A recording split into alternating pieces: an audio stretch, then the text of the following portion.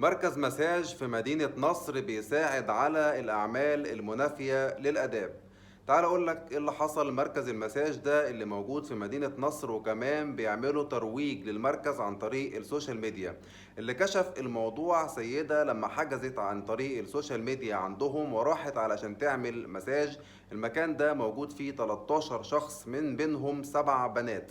لما راحت عشان تعمل جلسة المساج، أول حاجة اكتشفتها إن فيه كاميرا في الأوضة اللي بيتعمل فيها المساج، وإن أحد العاملين الرجالة حاول إن هو يعتدي عليها ويعمل معاها أفعال منافية طبعا للآداب.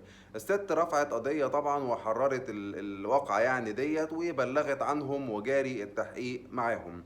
وهنا أنا أحب أوجه رسالة: بلاش نروح الأماكن المشبوهة دي. لما تحبوا تروحوا تعملوا مساج في أي مكان لازم تتأكدوا مليون في المية إن المكان ده فعلا مكان محترم.